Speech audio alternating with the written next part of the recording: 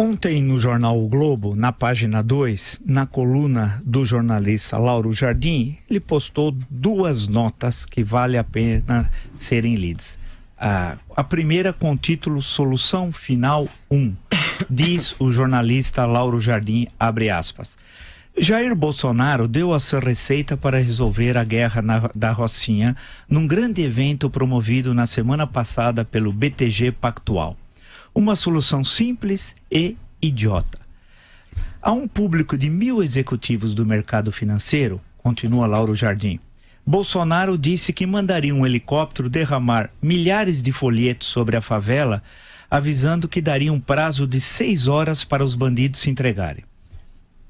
Findo esse tempo, se a bandidagem continuasse escondida, metralharia a Rocinha. Fecha aspas. Segunda nota de Lauro Jardim. Solução final 2. Diz o jornalista. Sinal dos tempos. Foi aplaudido pela plateia. Vocês entenderam? Espero que tenham entendido. O jornalista Lauro Jardim deu essas duas notas sobre um episódio ocorrido aqui em São Paulo, no hotel da Zona Sul, quando um banco, envolvido em negócios nebulosos, até hoje não esclarecidos, fez um evento.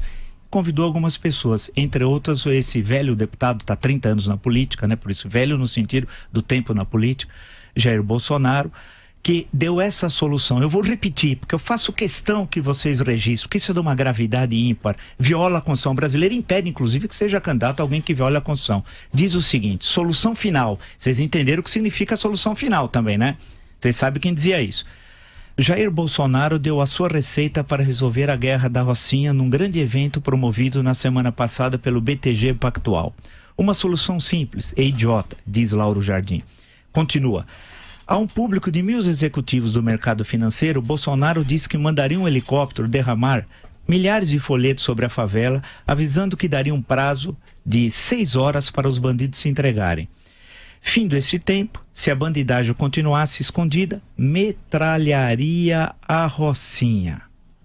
Segunda nota de Lauro Jardim, chamada Solução Final 2. Sinal dos tempos, foi aplaudido pela plateia. Vocês entenderam o que significa isso? Solução final, quem fazia? É o gueto de Varsóvia, a Rocinha? É o gueto de Varsóvia? A que ponto nós chegamos? Quem advoga ideias como essa faz a cultura da violência.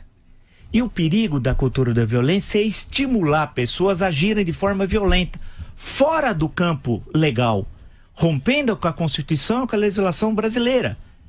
Isso não pode.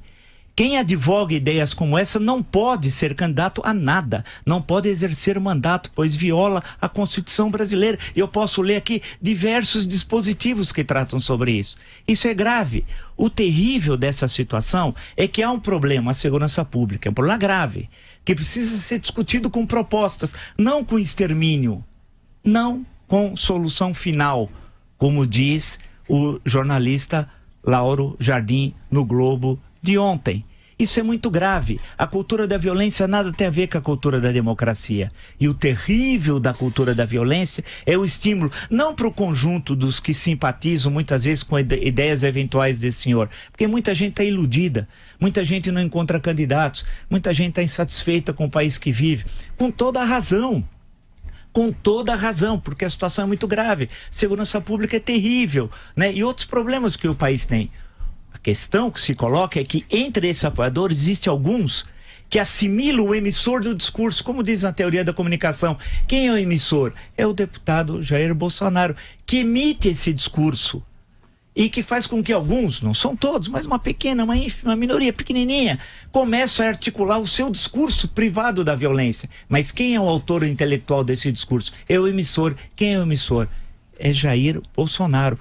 Portanto, quando o jornalista Lauro Jardim posta essas duas notas, né, solução final 1, solução final 2, ele está se referindo a quê? Ao nazismo. Ao nazismo. Isso aqui pode ser Alfred Rosenberg, pode ser Hitler, pode ser Goebbels.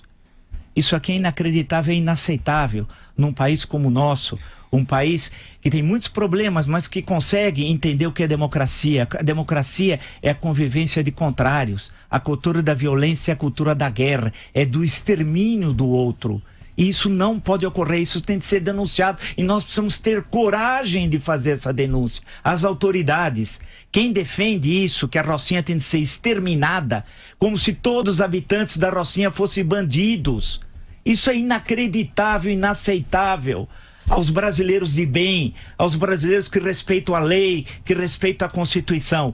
Nós estamos em tempo, eu digo isso às autoridades. Não é possível que quem faz o discurso do ódio e da violência possa, inclusive, estar solto e pior, ser candidato à presidência da República.